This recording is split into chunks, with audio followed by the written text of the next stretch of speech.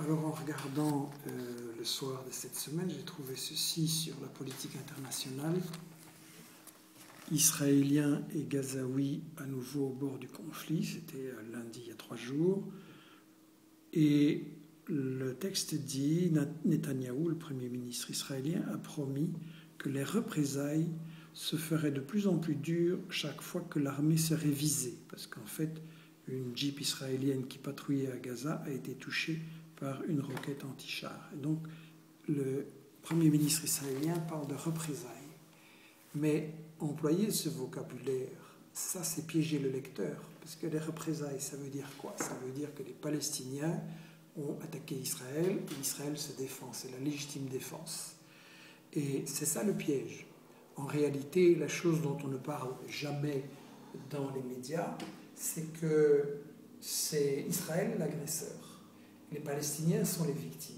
Israël a chassé la population palestinienne en 1948, 750 000 personnes chassées de leurs terres, de leurs maisons, de leurs champs. Et maintenant, il continue à les chasser, à vider la terre, à faire le nettoyage ethnique. Donc, les représailles, c'est les Palestiniens qui essayent de résister comme ils peuvent. Et d'ailleurs, il faut dire que c'est une Jeep de l'armée d'occupation israélienne. Ça veut dire que la charte de l'ONU prévoit qu'on a le droit de résister par les moyens qui sont nécessaires à une occupation militaire illégale. Donc ce vocabulaire-là, au moment, je me suis dit lundi en lisant ça, ça y est, on est en train de nous préparer mentalement à une guerre que Israël va déclencher. Il aurait bien voulu attaquer l'Iran, mais les chefs de l'armée et du Mossad ont dit qu'ils n'avaient aucune chance, que ça n'allait pas marcher. Donc maintenant, on va s'en prendre d'habitude, comme d'habitude, je veux dire, aux Gazaouis. Donc j'étais très alerté en voyant ça lundi. Et alors ce jeudi, effectivement, je vois en tête du soir de nouveau Netanyahou, et ça commence directement, on lui donne la parole, c'est un copier-coller du gouvernement. Aujourd'hui, nous avons adressé un message clair au Hamas et aux autres organisations terroristes. Et puis il y a encore Barak et tout ça. Donc c'est vraiment un copier-coller de ce journaliste sur les positions du gouvernement israélien. Mais le terrorisme, il faut rappeler que c'est au départ le terrorisme d'Israël, comme je l'ai dit, qui chasse la population de son territoire.